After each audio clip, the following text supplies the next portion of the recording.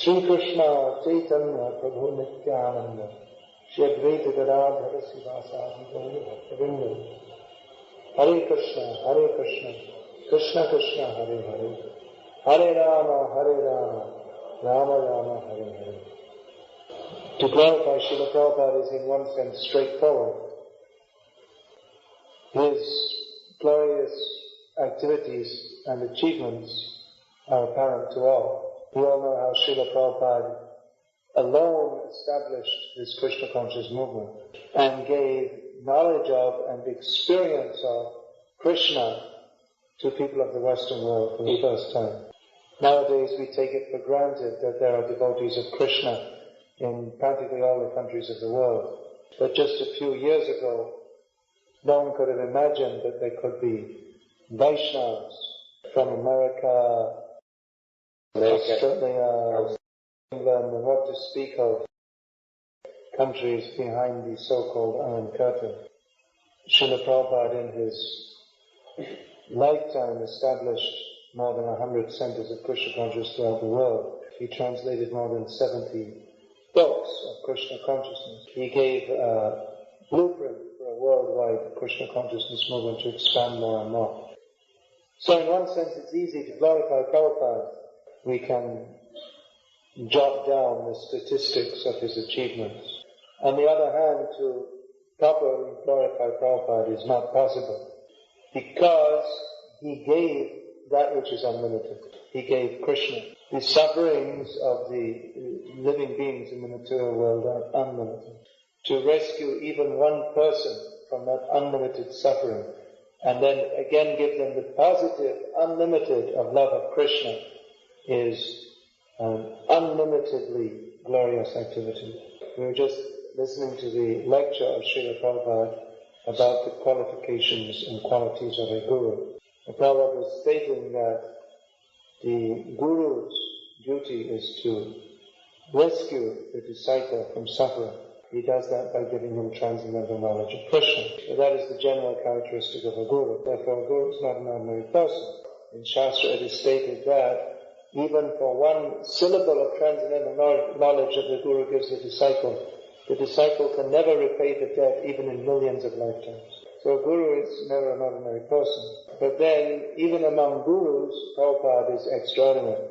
Even among great Acaryas, Prabhupada is extraordinary. Our parampara is a line of great Acaryas. In the Vaishnava line, there are great Acaryas such as Ramanujacharya, Madhvacharya. Our Gauriya Vaishnava line is founded by Chaitanya Mahaprabhu. There are so many great Vaishnava Acaryas in our line. We've got Swamis of Vrindavan, Krishnadas Kaviraj, Krishna Chakravarti, Baladev Vidyabhushan. More recently, Bhaktivinoda Thakur, Bhaktisiddhanta Saraswati Thakur were great Acaryas whose level of Krishna consciousness and whose preaching achievements were each individually unique. All the Vaishnava Acaryas wanted that Krishna consciousness be spread all over the world. Prabhupada did it. This makes them unique. As I was saying, no one previously could even dream that Krishna consciousness would be spread all over the world. After the disappearance of Bhaktisiddhanta Saraswati Thakur, no one was even thinking of how to do that. The desire of Saraswati Thakur to spread Krishna consciousness all over the world was the desire of Chaitanya Mahaprabhu. And that desire could have been filled by any of his disciples. But practically, only one did it. Only one took up the work of spreading Krishna consciousness all over the world, who was, of course, Srila Prabhupada. Prabhupada tried to get help from his godbrothers and others in India at that time. But no one took him very seriously. No one wanted to help. Even some of his godbrothers, they would try to put hindrances in his activities. Now, there are many Vaishnavas who say that, well, actually, anyone could have did what he did.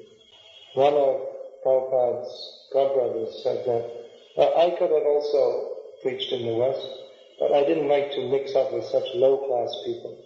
Caste consciousness is very strong in India, and was even much stronger than 30 years ago. People didn't like to go to the Western countries. They thought they'd become contaminated by doing so. So that shows, yes, I could have done it, but I didn't like to because I didn't like to mix with such low class. So that shows that others didn't have that Vaishnava, that true Vaishnava characteristic of mercy. Sometimes contemporaries of Prabhupada have been described as more learned than him, or more austere than him, or more this, or more that, or more something else. But the true symptom of a Vaishnava is that he desires the benefit of others. Srila Prabhupada exhibited this quality of compassion in full. Therefore, in his old age, he went out into the world with no friends in the Western world. We had no friends in the Western world. No support or encouragement from anybody. No money, $40. If we see an old person, generally we want to say, don't take any strain, let me carry your bag for you. I hope we should say like this. Prabhupada at the age of 69 years old, when most people might have difficulty walking up the stairs, embarked on a mission to establish a worldwide religious order. Materially speaking, it was impossible, especially going to New York, the capital of hedonism. Another thing you may not understand, actually, even Prabhupada's way of speaking is very difficult for people to understand, because the accent of people in America and the accent of Prabhupada's thick Indian accent is quite different. And his use of English, his English usage was quite different. The grammatical usage was old British mixed with Indian style English. And I mean, even I know I went to America for the first time last year, and I'm from Britain, so the way of speaking and the words they use, it's quite different and difficult to understand. When I first joined this movement, I used to, all the time, devotees were playing Prabhupada's lecture cassettes. It took me of course they were all in English, but it took me about a month before I could understand what Prabhupada was saying. So there were so many obstacles, ill health, heart attacks. He was just determined to spread Krishna consciousness. Because he had full faith that it could be done. He had full faith that Chaitanya Mahaprabhu wants this, that by chanting the holy names and explaining the message of Bhagavatam, that it will act. Generally when we're preaching, we like to preach among cultured and at least well-behaved and polite, respectable people. But Prabhupada didn't have any such people coming to him. So the only people who showed any kind of interest were the hippies. They talk about cities as being concrete jungles. Do you say that in your language? No. We say jungle on the asphalt. Okay, say it, whatever you can understand. So the hippies were like the savages in those jungles. But somehow or other they were attracted to Prabhupada.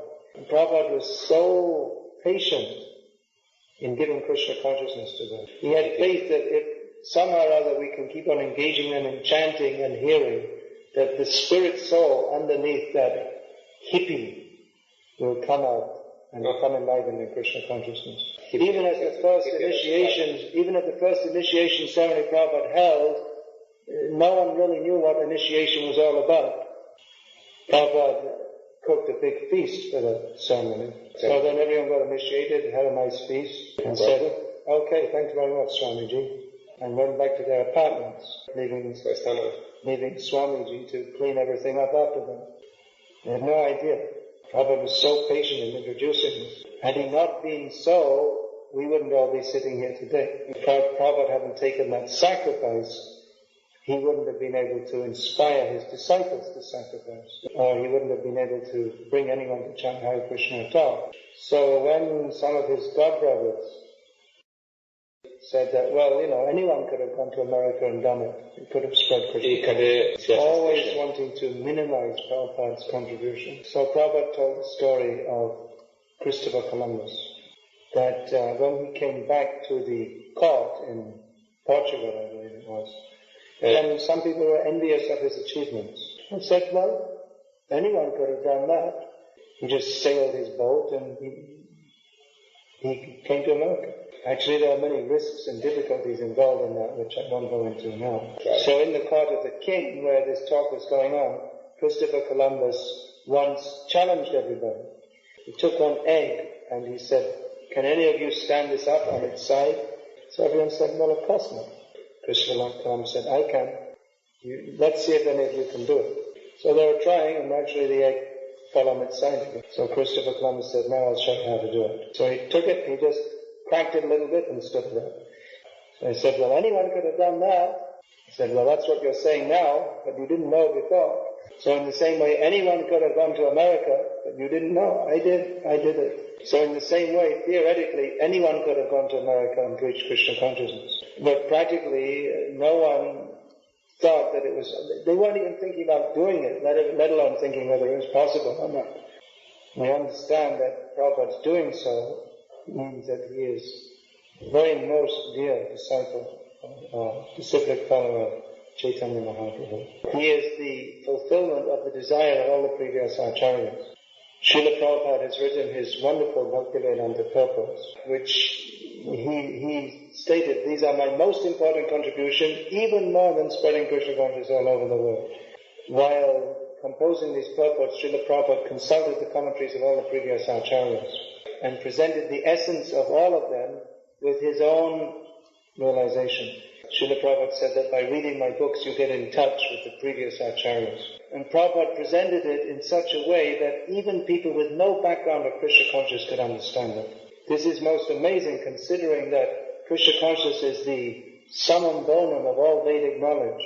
And even many great Sanskrit scholars cannot understand the truths which are presented so simply and straightforwardly by Srila Prabhupada. Many times in India we meet learned scholars, and sometimes they question us, and they're surprised at our answers. They're surprised at our answers, because the way Prabhupada taught us Krishna conscious philosophy, we're able to answer as he did, giving the essential points of Krishna conscious philosophy, which even many great learned people may be confused about. So this way Srila Prabhupada fulfilled the desires of all the previous Acaryas, and which is to fulfill the desire of Chaitanya Mahaprabhu. Prabhupada actually did even more than Lord Chaitanya did. That may seem like an amazing statement, but it can be understood in the way that on the battlefield of Kurukshetra, Arjuna did more than Krishna did by Krishna's grace. Once Prabhupada was on a morning walk, and one of his disciples voiced an objection of one of Prabhupada's so-called gunbrothers, a very strange objection, that if Chaitanya Mahaprabhu wanted Krishna consciousness spread all over the world, he would have done it. He's God himself. But he didn't do it. That means he didn't want it done. Therefore, Bhaktivedanta Swami should not preach Krishna consciousness all over the world. This is wrong. This is against Chaitanya Mahaprabhu's desire. And this time Prabhupada, this morning walk was on the beach. So Prabhupada stopped, put his cane in the sand. He said, Chaitanya Mahaprabhu did not spread Krishna consciousness all over the world because he wanted to give me the credit for doing it. So Srila Prabhupada lived among us. Lived among us. In many ways he was a very simple person. His lectures are very simple. He didn't dazzle everyone with a fantastic intellectual show of words.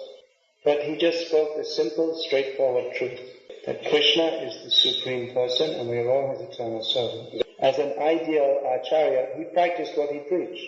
He personally took pleasure in chanting Hare Krishna and dancing, and he wanted his followers just to follow in his footsteps and do as he was doing.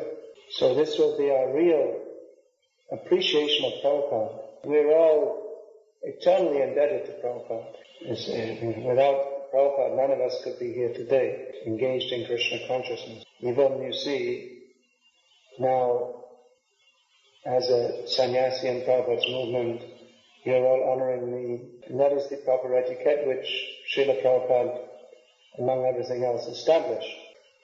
But basically I'm in the same position as you. If it wasn't for Srila Prabhupada, I wouldn't be chanting Hare Krishna, I wouldn't know anything about it. So Srila Prabhupada, he moved in this world, brought so many people to Krishna consciousness. And he sent his disciples out to do the same thing. Follow this, chant Hare Krishna, preach, teach others about Krishna, spread the mercy. Chaitanya Mahaprabhu's order. Chaitanya Mahaprabhu said, I order every person in the universe to take this Krishna consciousness and spread it to others. So how will Krishna consciousness be spread to others? By achara and prachar, by proper behavior in devotional service and by preaching to others. So our real appreciation of Prabhupada will be in doing this. Once Prabhupada wrote a letter to some of his disciples, tremendous book distribution. So Prabhupada said, actually it is not possible to repay the debt to the spiritual master. But if you at all feel indebted to me, then please go on preaching vigorously like me. So that mercy of Srila Prabhupada is there, it's open to us all. As a very great devotee of Krishna, Prabhupada is available, giving his mercy to all. The great devotees continue to live in this world even after their apparent departure. As stated in the Srimad Bhagavatam about Shukadeva Goswami, Tam sarva bhuta hridayam munimanatosmi. I offer my respectful obeisances unto Shukadeva Goswami, who can enter into the hearts of all. So, Prabhupada is available to everyone. He wants to enter our hearts and bless us all with love of Krishna if we want him. There are so many devotees who have experienced the presence of Srila Prabhupada. Once I was discussing this with Satsvarup Maharaj, he was telling me he's had so many narrations from devotees who experienced the presence of Prabhupada in their lives. So when we're distributing Prabhupada's books or any service, reading Prabhupada's books, it means if we're reading in a prayerful mood, then we realize that Prabhupada is directly speaking to me. Anything we do in Krishna consciousness, we cannot help but remember Prabhupada, either directly or indirectly. Because if it wasn't for Prabhupada, we wouldn't have any chance to be engaged in Krishna consciousness. So our real appreciation of Prabhupada, which should be deep and unlimited, because he has given us that which is deep and unlimited. So our real appreciation will be to follow his instructions and to try to spread Krishna consciousness to others. These are the things that please Srila Prabhupada very much. We like to see devotees seriously practicing Krishna consciousness. Prabhupada is very happy to see others happy in Krishna consciousness. He's very happy to see devotees chanting and dancing. He is very happy to see devotees sacrificing and risking to spread Krishna consciousness. He is very happy to see devotees cooperating together to spread Krishna consciousness. He is very happy to see very nice deity worship. So let us think how to make our real offering to Prabhupada by rededicating our lives to his service and acting in such a way that he will be pleased. Having come in contact with such a personality, why should we think to act any more on the mundane platform? Why should we at all be attracted to anything else of this material world? Prabhupada has given us Krishna. We cannot repay that debt ever to Prabhupada. Or at least let us make him happy and by trying to serve Krishna. And let us not make him unhappy by slipping away from Krishna consciousness.